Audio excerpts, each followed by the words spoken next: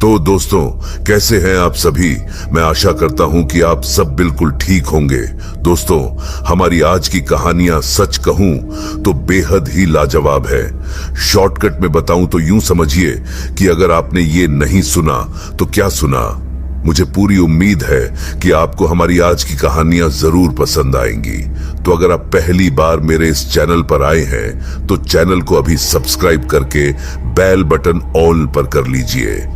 साथ ही अगर आप ये चाहते हैं कि मैं आपकी कहानियों को अपनी आवाज दूं तो कहानियां सुनने के बाद आप मुझे इंस्टाग्राम पर मैसेज कर सकते हैं। कहानियों के बाद मैं आप सभी से वहीं मिलूंगा। तो दोस्तों, बिना देरी के जल्दी से अपने अपने हेडफोन लगाई और चलते हैं आज की कहानी की ओर। दोस्तों, मेरा नाम अभिषेक है। मैं कारपेन का रहने वाला हूं और आज जो कहानी मैं आप सभी को बताना चाहता हूं वह मेरे और मेरे दोस्तों के साथ घटी एक सच्ची घटना है। दोस्तों, दरअसल बात उन दिनों की है जब मैं और मेरे दोस्तों ने अपने गांव की नदी की तरफ पार्टी करने का सोचा था। उस वक्त शाम के 5 बज रहे थे, तो हमने सोचा कि वहां रात के 8 बजे चलेंगे और फिर 11 बजे तक घर आ जाएंगे। हम ये सब सोच ही रहे थे कि तभी मेरे दोस्त विजय ने कहा कि वहां पर तो भूत प्रेतों की आवाज है, इसलिए हमारा वहां रात में जाना बिल्कुल ठीक नहीं रहेगा। उसकी बातें सुनकर मेरे दोस्त बंटी ने कहा कि यह सब बकवास बातें हैं, ऐसा कुछ भी नहीं होता। मैं तो इन पर बिल्कुल यकीन ही नहीं करता। हालांकि दोस्तों, मैं भी इन बातों पर यकीन नहीं करता था, इसलिए हम दोनों ने मिलकर विजय को वहां जाने के लिए राजी कर लिया। इसके बाद हमने कुछ खाने पीने की चीजें ली और 8 बजे तक जाने की सारी तैयारियां कर ली। लेकिन विजय थोड़ा घबराया हुआ सा था। वैसे हमने भूत प्रेतों के किस्से बहुत सुने थे, पर नदी के पास हनुमान जी का मंदिर भी था, जिससे हमारा हौसला बढ़ रहा था। इसी बीच हम नदी की तरफ चले गए थे। वहां पर हम तीनों ने बहुत मस्ती की, बातचीत करते हुए खाना भी खाया। हम लोग पार्टी में इतने खोए हुए थे कि समय का अंदाजा ही नहीं हुआ। जब मैंने अपने फोन में समय देखा तो रात के तकरीबन 12 बज चुके थे। इसके बाद मैंने अपने दोस्तों से कहा कि अब हमें घर चलना चाहिए, काफी देर हो चुकी है, चलो अब यहां से चलते हैं। लेकिन तभी बंटी ने कहा कि रुको भाई, अभी थोड़ी देर में चलेंगे, जरा मैं टॉयलेट करके आता हूं। इसके बाद हमने उससे कहा कि ठीक है, तू जा, हम तेरा यहीं पर इंतजार कर रहे हैं। बंटी उठा और टॉयलेट करने के लिए चला गया। लेकिन ये क्या, वो श्मशान घाट के पास टॉयलेट करने चला गया था। वैसे हमने उससे कहा हुआ था कि तू ज्यादा दूर मत जाना, परंतु वो फिर भी वहां चला गया। उसे गए हुए अब 20 मिनट हो चुके थे, लेकिन वह अभी तक वापस नहीं आया था। इसी वजह से हम दोनों थोड़ा घबरा गए। तभी अचानक से हमारे कानों में एक बेहद डरावनी सी आवाज पड़ी। हम दोनों हड़बड़ी से खड़े हो गए और धीरे धीरे उस आवाज की तरफ बढ़ने लगे। लेकिन तभी हमारी नजर बंटी पर पड़ी। उसे देखकर हमें थोड़ी राहत मिली। लेकिन दोस्तों, जैसे जैसे हम उसके करीब जा रहे थे, हमने पाया कि वह एक कब्र के पास बैठा हुआ था और गाना गा रहा था। उसने अपनी पीठ हमारी तरफ कर रखी थी। हमने उससे कहा कि भाई यहां पर क्या कर रहा है, चल जल्दी से अब घर चलते हैं, वैसे ही हमें काफी ज्यादा लेट हो चुकी है। परंतु दोस्तों, उसने हमारी बातों का कोई जवाब नहीं दिया। यही सोचकर विजय उसके पास गया और विजय ने उसके कंधे पर हाथ रखा ही था कि वो अचानक पीछे पलटा। उसे देखकर हम दोनों बहुत डर गए थे। हमने देखा कि उसकी आंखें एकदम लाल हो गई थीं और पूरा चेहरा अजीब गुस्सैल भरा हुआ था। हम कुछ करते इससे पहले उसने विजय को इतनी तेज धक्का दिया कि विजय वहां से 5 से 6 फुट की दूरी पर जा गिरा। मैंने तुरंत भागकर विजय को उठाया। बंटी की इस हरकत के बाद हम दोनों डर से कांप रहे थे। फिर हम दोनों वहां से हनुमान मंदिर की तरफ भागने लगे। पीछे मुड़कर देखा तो बंटी भी हमारे पीछे पीछे आ रहा था। इसके बाद जब हम मंदिर के अंदर पहुंचे तो हमने पुजारी जी को आवाज लगाई। उनके आते ही हमने उन्हें सारी बात बताई। उन्होंने तुरंत हमें मंदिर के अंदर आने को कहा। जब बंटी मंदिर के पास पहुंचा ही था तो पुजारी जी ने कुछ पत्ते उठाकर बंटी की तरफ फेंके, जिसकी वजह से वो चीखने चिल्लाने लगा। हालांकि थोड़ी ही देर बाद वो ठीक हो गया था। तब पुजारी जी ने हमें बताया कि तुम्हारे दोस्त ने किसी की कब्र के पास यह गलत काम किया था। कहते हैं कि 4 साल पहले एक आदमी उसी कब्र के पास गया था जहां कुछ गुंडों ने उसे मार दिया था। शायद तभी से उसकी आत्मा वहीं भटकती रहती है और वह अक्सर लोगों को परेशान भी करती रहती है। अब इस बात में कितनी सच्चाई है यह तो आप लोगों से बेहतर कोई नहीं जान सकता। तो दोस्तों, देखा आपने, यह थी अभिषेक की कहानी। इनकी कहानी आपको कैसी लगी नीचे कमेंट में जरूर बताइए। तब तक मैं आपको हमारी आज की दूसरी कहानी की तरफ लेकर चलता हूं। आइए सुनते हैं। दोस्तों, आज मैं आप सभी को सुनाने जा रही हूं एक घटना जो मेरे साथ घटी थी। वैसे ये बात उन दिनों की है जब मैं सेकेंड ईयर कॉलेज में पढ़ रही थी। कॉलेज के साथ साथ मैं नौकरी भी कर रही थी। एक दिन की बात है, हुआ यूं कि हम सभी ऑफिस के स्टाफ वालों ने पार्टी करने का सोचा। उस समय नवंबर का महीना था, ठंड का महीना था, इसलिए हम सोच रहे थे कि हम पार्टी कहां करेंगे। उसी बीच हमारे ग्रुप में एक लड़की थी जो हम सब में सबसे अमीर फैमिली बैकग्राउंड से थी। उसने हमसे कहा कि मेरे पिताजी का एक फार्म हाउस है, हम सब वहां पर पार्टी कर सकते हैं, और तो और वह जगह शहर से काफी दूर है, तो हमें वहां कोई परेशान भी नहीं करेगा। दोस्तों, उस वक्त तक मैंने कोई फार्म हाउस देखा भी नहीं था, इसलिए मैं काफी ज्यादा उत्साहित थी। उस लड़की का फार्म हाउस हाईवे की सड़क से काफी अंदर जंगल के पास था। जब हमारी वहां जाने की पूरी प्लानिंग हो गई तो मैंने घर आकर वहां जाने की परमिशन ले ली थी। आखिरकार जिस दिन हमारी पार्टी थी वो दिन भी आ ही गया। पार्टी रात के 8 बजे थी और हम सभी ऑफिस के दोस्त फार्म हाउस के लिए निकल गए थे। हम कुल मिलाकर 12 लोग थे, कुछ लड़कियां और कुछ लड़के। जब हम हाईवे पर पहुंचे तो मैंने देखा और सोचा कि ये तो जंगल जैसा लग रहा है। अंधेरा भी काफी हो चुका था और वो इलाका एकदम सुनसान सा लग रहा था। कहीं भी रोड पर कोई स्ट्रीट लाइट नहीं जल रही थी और हम बस अपनी गाड़ी की रोशनी से ही आगे बढ़ रहे थे। थोड़ी दूर अंदर जाते ही मेरी दोस्त का फार्म हाउस आ गया। वहां पहुंचकर हमें काफी अच्छा लग रहा था। हम सभी उसके अंदर जाते ही मस्ती करने लगे। फिर जब 9 बज चुके थे तो हमने तुरंत खाना भी गर्म किया और सब लोग मिलकर खाने लगे। इसी बीच कुछ लोग म्यूजिक चलाकर नाच भी रहे थे। फिर जब मैंने घड़ी में समय देखा तो 10:30 बज गए थे।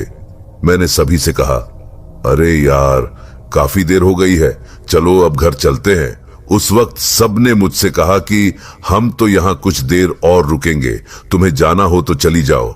उनकी बातों से ये साफ लग रहा था कि ये 2-3 घंटे से पहले यहां से निकलने वाले नहीं थे, इसलिए मैं वहां से अपनी स्कूटी लेकर घर की ओर निकल पड़ी। फार्म हाउस से निकलने के बाद मैंने देखा कि अब तो पहले से भी ज्यादा अंधेरा और एकदम खाली सुनसान रोड थी, जैसा कि मैंने आपको पहले बताया था। पर मैं अपनी स्कूटी की रोशनी से आगे बढ़ती जा रही थी। कुछ दूर पहुंचते ही मेरी स्कूटी अपने आप बंद हो गई। तब मैं सोचने लगी कि अब इसको क्या हो गया। इसके बाद मैं बीच रोड पर अपनी स्कूटी को खड़ा करके चेक करने लगी कि आखिर इसमें दिक्कत क्या है। इसी बीच अचानक ही मेरी स्कूटी की चाबी नीचे गिर गई।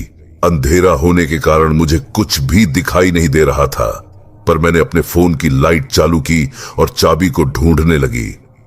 कुछ देर बाद मुझे चाबी मिल गई। सच कहूं तो उस समय तक मुझे जरा भी डर नहीं लग रहा था। जब मैंने चाबी को स्कूटी में लगाई तो स्कूटी चालू हो गई। मैं धीरे धीरे हाईवे की तरफ जाने लगी। इसी बीच मैंने एक बात नोट की, और वो ये कि मेरी स्कूटी का वजन भी काफी ज्यादा हो गया था। मानो ऐसा लग रहा था कि जैसे कोई मेरे पीछे बैठा हो। पर मैंने इस बात पर ज्यादा ध्यान नहीं दिया और अपने घर पहुंचने पर ध्यान दिया। इसी चक्कर में मैं स्कूटी भी काफी तेज चलाने लगी। करीब आधे घंटे बाद मैं अपने घर पहुंच गई। घर पहुंचकर मैंने पाया कि सभी लोग सो रहे थे। मैं चुपचाप अपने कमरे में गई और फ्रेश होने के बाद सोने लगी। उस वक्त मेरी माँ और मेरा भाई बिस्तर पर सोए हुए थे, तो मैंने अपना बिस्तर नीचे जमीन पर लगाकर सो गई। लेटने के बाद मुझे नींद नहीं आ रही थी। फिर 10 मिनट बाद मैंने अपनी आंखें बंद की तो मेरे कानों में किसी के सांस लेने की आवाजें आने लगी। मैंने तुरंत अपनी आंखें खोली और अपने आसपास देखने लगी, पर मुझे कोई भी दिखाई नहीं दिया। मैंने दोबारा अपनी आंखें बंद की, लेकिन फिर भी मुझे वैसा ही महसूस होने लगा।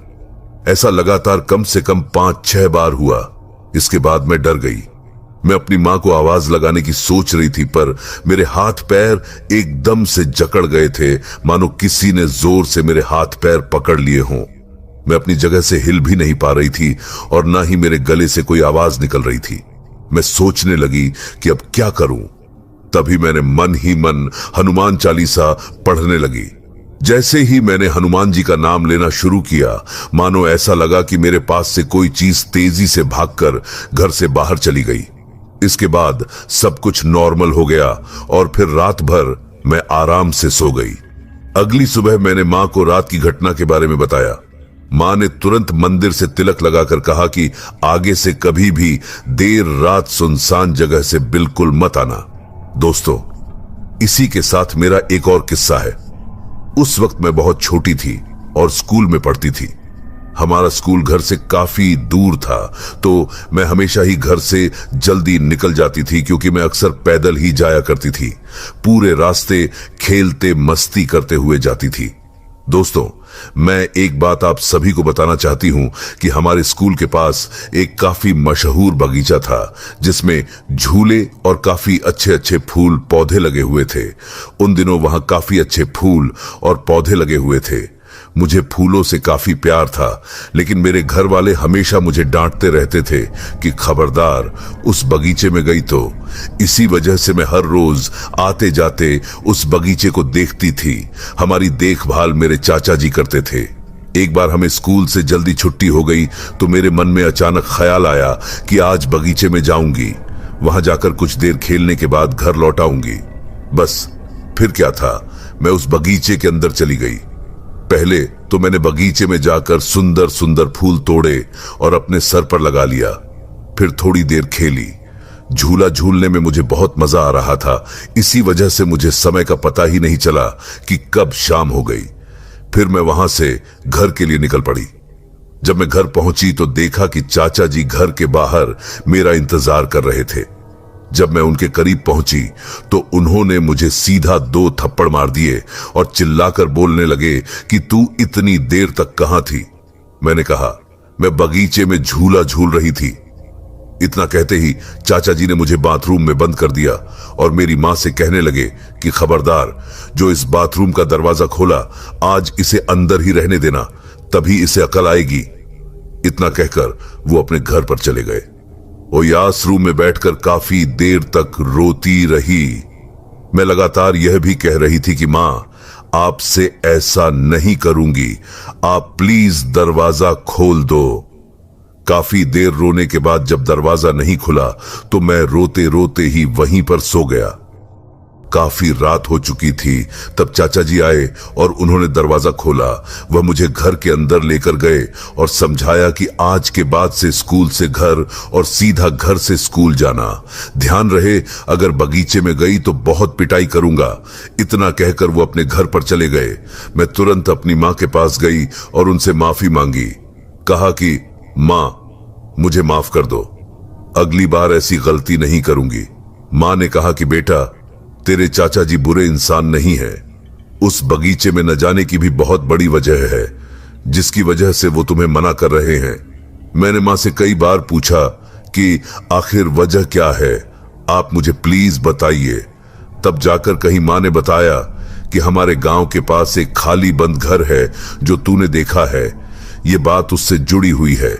वैसे काफी साल पहले की बात है। उस घर में भी लोग रहते थे और उसी घर में एक लड़की भी रहती थी जिसका नाम रोजा था। वह दिखने में काफी खूबसूरत थी। पूरे गांव में उसके जैसा खूबसूरत कोई भी नहीं था। एक दिन वह गलती से उस बगीचे में चली गई। वहां पर उसने खेलकूद किया और बगीचे के फूल भी तोड़कर अपने सिर पर लगाए। उसे वहां पर काफी अच्छा लगने लगा। फिर वह हर रोज शाम के समय वहां पर खेलने जाती थी और आते समय उस बगीचे के फूलों को भी अपने साथ ले आती थी। उसके घर वालों ने उन दिनों उसकी इन हरकतों पर ध्यान नहीं दिया था। दिन बीतते गए। वह रोज उस बगीचे में जाती। इसी बीच उस बगीचे में उसको एक लड़का मिला। वह भी रोज उस बगीचे में आता था और रोजा से मिलता था।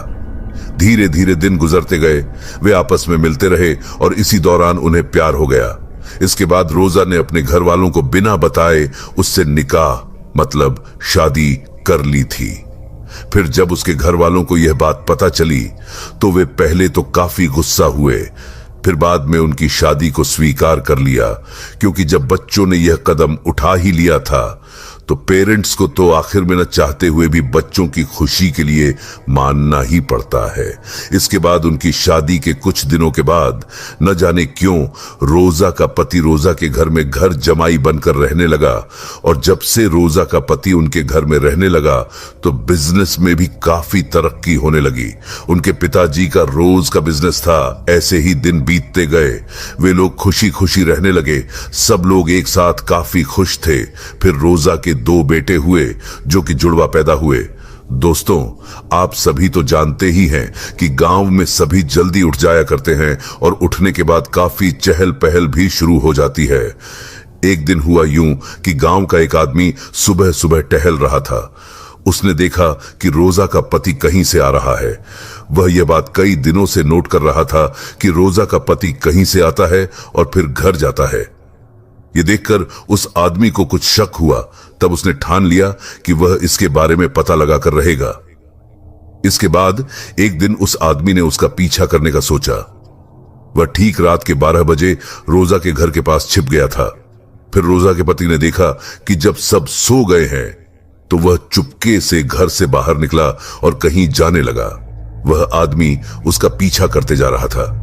थोड़ी दूर जाने के बाद उसने देखा कि रोजा का पति कब्रिस्तान पहुंच गया। वह आदमी भी सोच में पड़ गया था कि कोई इंसान इतनी रात को यहां क्यों जाएगा। वह दूर से ही रोजा के पति को देखने लगा कि आखिर वह कर क्या रहा है।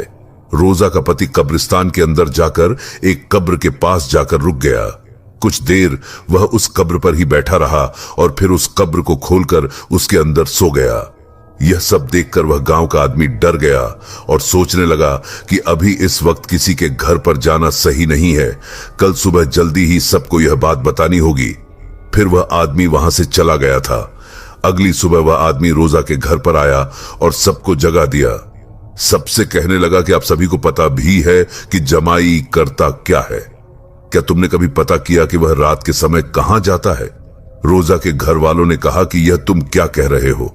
जो कहना है साफ साफ कहो। इसके बाद उस आदमी ने रात में जो कुछ भी देखा उसके बारे में सब कुछ बता दिया। फिर रोजा के पिताजी ने कहा कि यह हमारे घर का मामला है, हम खुद ही इस बात की तहकीकात करेंगे। ऐसे ही किसी बाहरी की बातों पर विश्वास करके हम किसी पर इल्जाम नहीं लगा सकते। रोजा के पिताजी की बात सुनकर वह आदमी अपने घर चला गया। वह जाते जाते कह गया कि ठीक है, आप जो करना है कीजिए, पर जल्दी ही कीजिएगा, कहीं यह ना हो कि काफी देर हो जाए। दोस्तों, ठीक उसी रात हुआ यूं कि जब घर में सभी सो रहे थे तो रोजा के पति ने देखा कि हां, सब सो गए हैं। वह घर से निकल गया, लेकिन उस रात रोजा के पिताजी जगे हुए थे। वह भी यही सोच रहे थे कि आज मैं देखता हूं कि आखिर उस आदमी की बातों में कितनी सच्चाई है। जब रोजा के पिताजी ने देखा कि उनका जमाई घर से निकल गया है तो वे भी ठीक उसके पीछे पीछे निकल गए। उसका पीछा करते करते उन्होंने देखा कि उसका जमाई सच में ही एक कब्रिस्तान के अंदर गया। वहां पहुंचकर वह एक कब्र पर जाकर बैठ गया और फिर इसके बाद उसे खोलकर अंदर जाकर सो गया। कि पिताजी ने सोचा कि इस वक्त यहां ऐसी जगह पर बात करना ठीक नहीं, इसीलिए कल सुबह ही बात करनी होगी। यही सोचते सोचते वो घर आ गए। जैसे ही अगली सुबह हुई, रोजा के घर वाले सब जाग रहे थे और सभी उसके पति का इंतजार कर रहे थे। जब कुछ देर बाद उनका जमाई घर आया तो उसने देखा कि सब लोग जाग रहे हैं और उसे घूर रहे हैं। तब वह घर के अंदर जाकर सबसे कहने लगा कि आखिर बात क्या है, ऐसा क्या हुआ जो सभी लोग मेरी तरफ घूर रहे हैं। तब जाकर रोजा के पिताजी ने कहा, तुम कौन हो और कहां से आ रहे हो, और यह रोज कब्रिस्तान जाने का क्या मतलब है? यह सुनकर उनका जमाई कुछ नहीं बोला, बस अपना सिर झुकाकर खड़ा हो गया। रोजा के पिताजी के कई बार पूछने के बाद भी उसने कोई जवाब नहीं दिया। तब जाकर सब गुस्सा हो गए और कहने लगे, तुम सच बताओगे या फिर गांव वालों को बुलाएं और मौलाना साहब को भी। मौलाना जी का नाम सुनते ही उसने अपनी चुप्पी तोड़ी और कहा, नहीं, किसी को भी मत बुलाओ। इसके बाद रोजा के पिताजी ने कहा, फिर तुम हमें सच बताओ। दोस्तों, उसने जो बताया उसे सुनकर सबके पैरों तले जमीन खिसक गई। उसने कहा, मैं इंसान नहीं हूं, मैं एक जिन्न हूं। मैं उस बगीचे में हजारों साल से रहता हूं। रोजा को मैं हर रोज देखता था।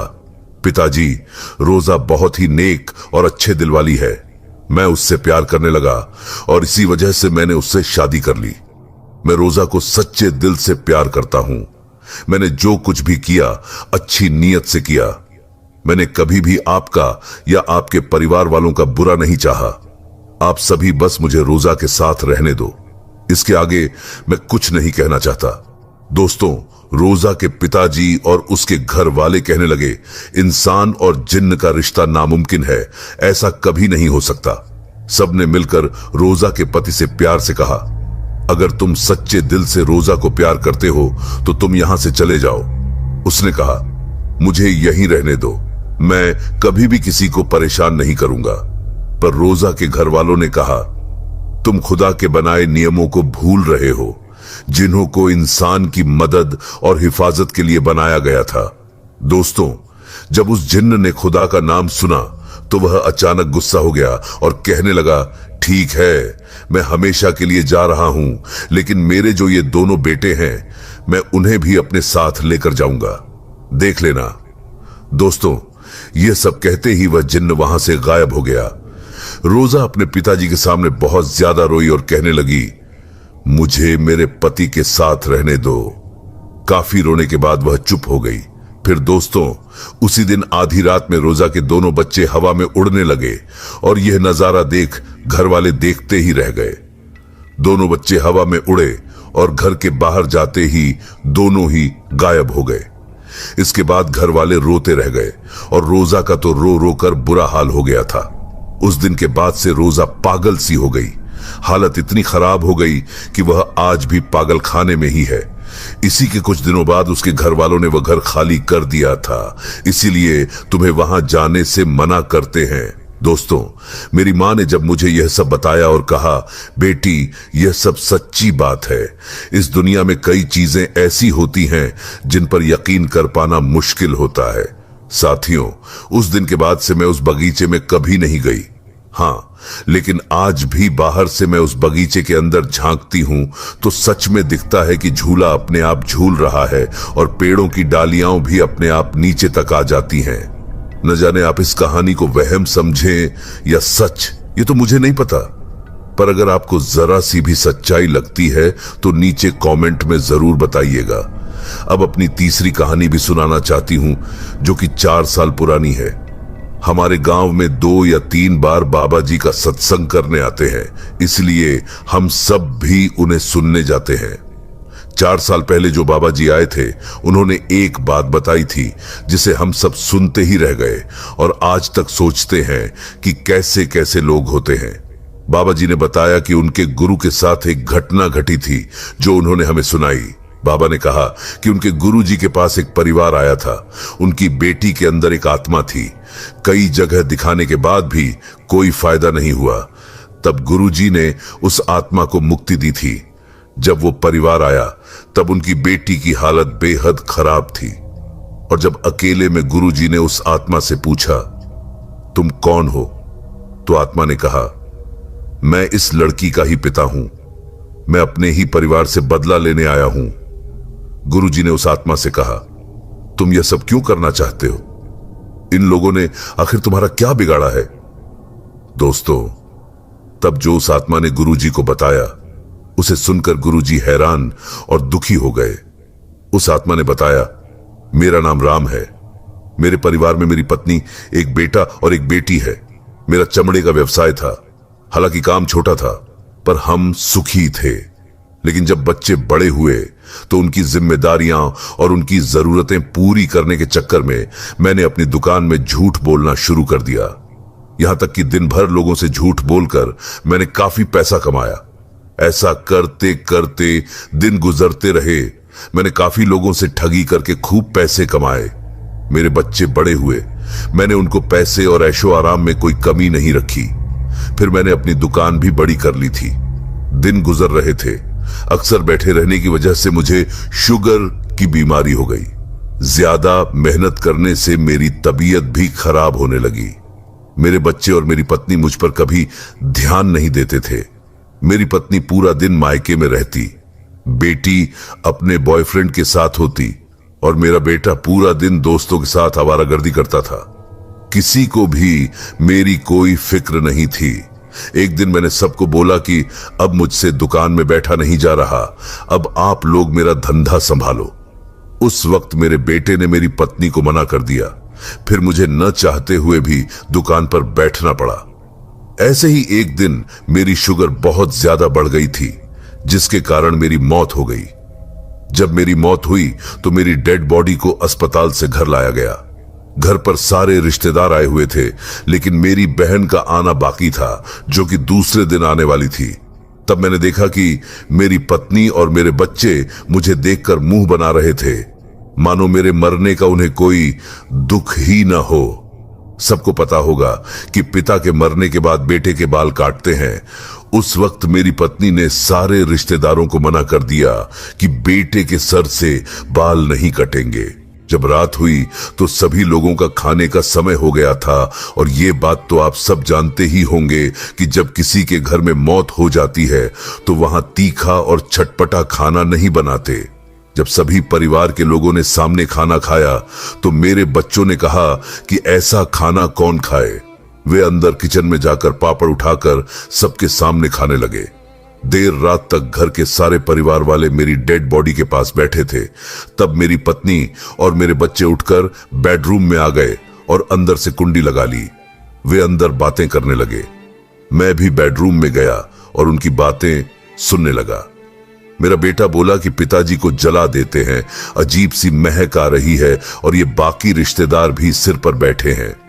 तब मेरी पत्नी ने कहा कि अब मैं क्या बोलूं, तेरे पिताजी को भी अभी मरना था, कुछ दिन और जिंदा नहीं रह सकते थे। देखो, एक जमीन के पेपर साइन करवाने थे, अब वो जमीन भी हाथ से चली गई। और तेरे पिताजी की बहन इतनी बदतमीज है कि क्या ही बोले।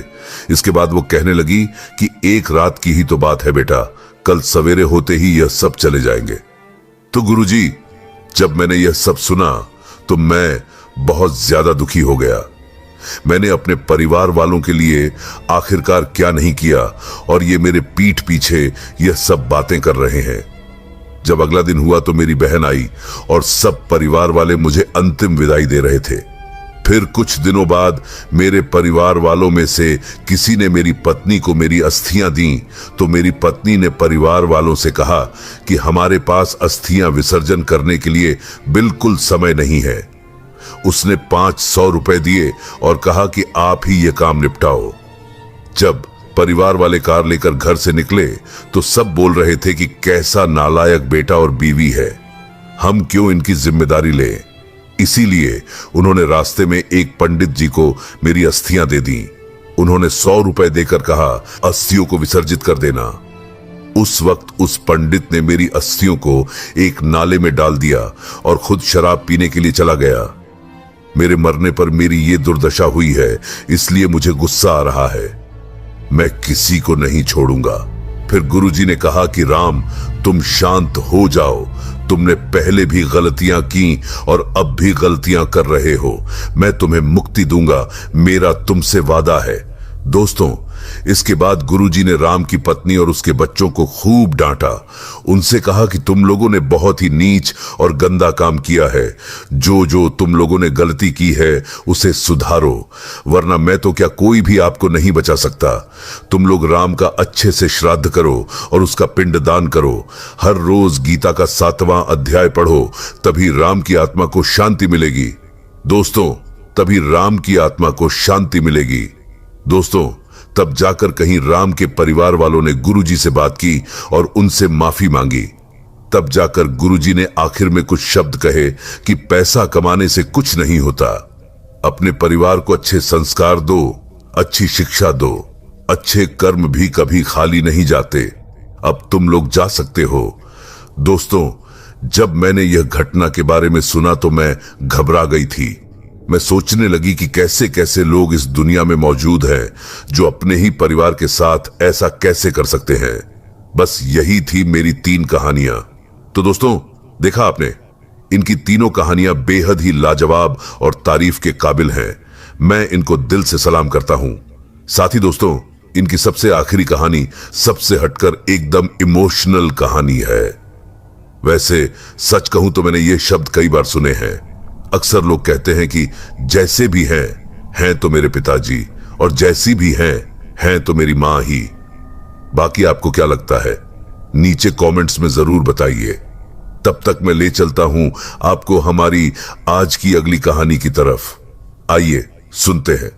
दोस्तों, मैं रामपुर शहर का रहने वाला हूं और आज जो कहानी मैं आप सभी को बताने जा रहा हूं वह मेरे दोस्त के साथ घटी एक सच्ची घटना है।